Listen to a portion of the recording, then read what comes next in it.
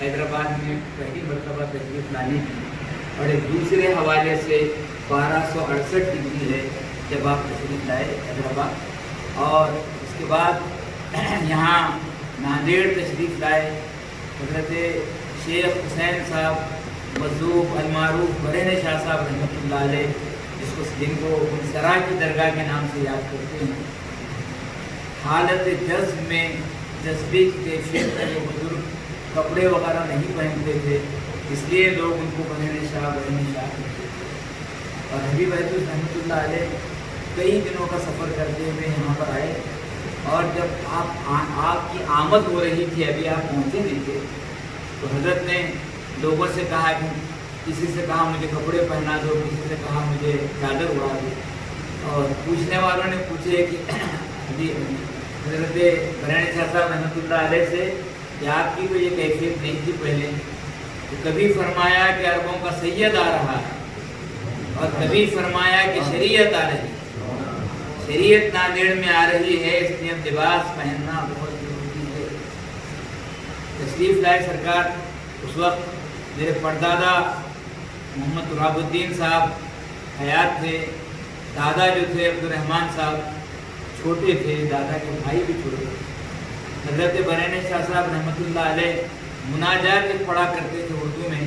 اس کا ایک شعر اس کا ہوتے ہوتے دادا کو یاد رہا، اور دادا کی وجہ سے والد تک اور ہمارے دیگر خاندان والوں سے ہوتے ہوتے ہم تک پہنچا۔ وہ اللہ کے تعلق سے حضرت برہنِ شاہ صاحب رحمۃ اللہ علیہ فرماتے تھے کہ تیرا نام ستار و غفار ہے، تیرا نام ستار و غفار ہے، میرا نام عاجز گنہگار ہے۔ اوتاد وقت ہیں وہ، اور وہ اوتاد وقت اپنے آپ کو عاجز گنہگار کہہ رہے ہیں۔ اور ہوا یہ کہ ہمارے پردادا تراب الدین صاحب حضرت حبیب حضور صاحب سے ملنے کے لیے آگے بڑھنا چاہ رہے تھے۔ ان کی دسامت جو ہے کچھ زیادہ لہیم شہیم ہونے تھے، جو عرب خادمین تھے وہ لہیم شہیم تھے، ہیپی تھے، اور وہ ان کو آگے نہیں جانے دے رہے تھے تراب الدین صاحب میرے پردادا۔ اس کے بعد یہ ہوا کہ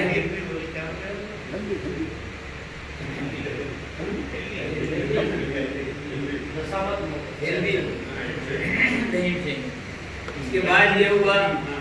ان کی تڑپ تراب الدین صاحب کی حبیب حضرت رحمۃ اللہ علیہ کو ملنے کی،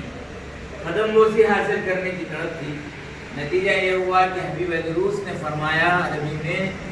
کہ مفتی آ گیا اوتاد یا مفتی۔ ظاہر ہے کہ خادمین نے جگہ دی ان کو، اور وہ ملاقات وغیرہ ہوئی۔ پردادا تراب الدین صاحب نے سرکار سے پوچھا کہ میں مفتی ہوں یا آپ کو کیسے معلوم؟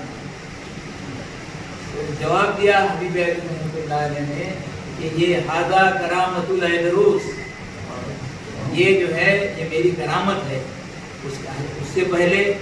آپ لوگ جو جانتے ہیں کہ جو لوگ اولیاء اللہ کے واقعات وغیرہ پڑھتے ہیں، کتابوں میں دلچسپی رکھتے ہیں، معلوم ہوگا کہ میر عثمان علی خان کے والد میر محبوب علی خان کے زمانے میں ایک مرشد ہوا کرتے تھے نقشبندی سلسلے کے، جن کا نام تھا مسکین شاہ صاحب نقشبندی۔ حیدرآباد کی الماس مسجد شاہی بنڈے سے تھوڑا آگے وہاں ان کا مزار ہے۔ پردادا تراب الدین صاحب جو ہے حضرت مسکین شاہ صاحب کے مرید تھے، اور حبیب حضرت رحمۃ اللہ علیہ سے جب وفیت ہوئی، جب قربت ہوئی، تو نتیجہ اس کا یہ ہوا کہ آپ مزید حبیب حضرت رحمۃ اللہ علیہ کے مرید ہوئے، اور اس زمانے سے 150 سال سے زیادہ کا عرصہ ہے۔ اس 150 سال سے والد کی عقیدت رہی، دادا کی عقیدت رہی، پردادا کی عقیدت رہی، اور خالی ہماری عقیدت رہی ایسا نہیں ہے۔ ان سرکاروں کی ہمارے خاندان سے خصوصی محبت ہے، بہت خصوصی محبت ہے۔ یہ 1956 کی بات ہے کہ دادا عبدالرحمن صاحب علیل تھے، ہوش وغیرہ نہیں تھا، سرکار کے والد کے کرم کی وجہ سے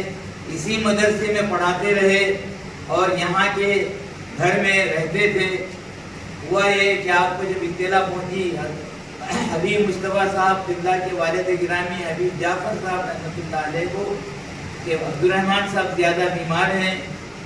خالی آرڈینری ٹرین تھی، نہ اس میں کوئی اے سی کا سسٹم تھا، نہ کوئی درجہ اول کا سسٹم تھا،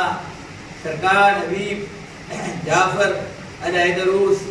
قدس سرہ العزیز تشریف لائے، خانقاہ میں قیام کیے، اور مجھے وہ منظر یاد ہے۔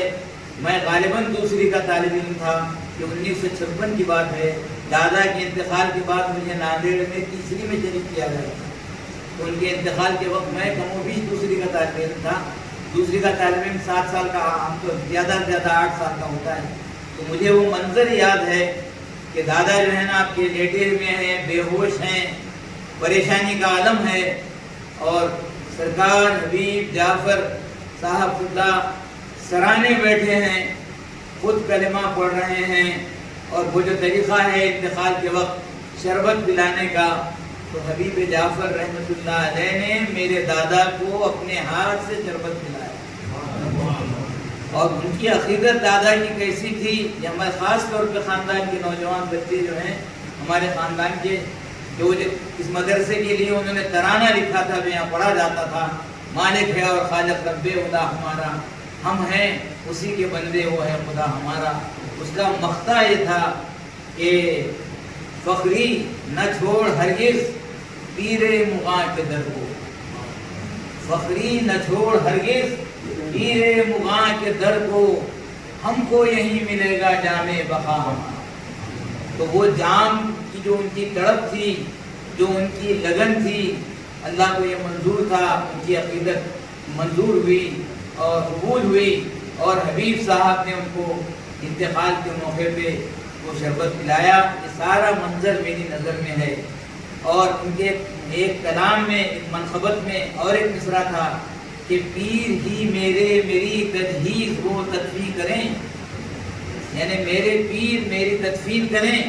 یہ عبدالرحمن صاحب لکھتے ہیں، فخری صاحب۔ اور ہوا ہے کہ انتقال ہوا، انتقال کے بعد صبح نماز جنازہ حبیب جعفر صاحب نے پڑھائی۔ اس کے بعد عام طور پہ بڑے مرشدین وغیرہ زیادہ سے زیادہ کسی خاص مرید کی نماز جنازہ پڑھا دیتے ہیں، اس کے بعد وہ اپنے مقام پہ، اپنے مسکن میں پہنچ جاتے ہیں، اپنے ٹھکانے پہ جاتے ہیں۔ مجھے یہ بھی یاد ہے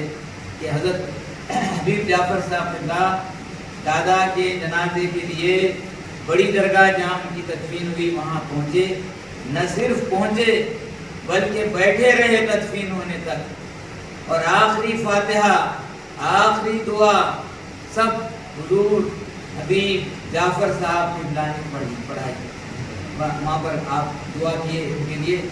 اور اس دن شام کا کھانا حبیب جعفر صاحب نہیں کھائے، اس وقت کے خادمین نے والد سے، چاچا سے ہمارے اس کا تذکرہ کیا، اور جس کے نتیجے میں وہ بات ہم تک پہنچی۔ اور حبیب صاحب فرماتے تھے کہ نہ ایک سچا مرید آج ہم سے جدا ہو گیا، حضرت عبدالرحمن صاحب کے تعلق سے۔ تو یہ خاندان کے بچوں کو یہ ساری باتیں معلوم ہونا ضروری ہے۔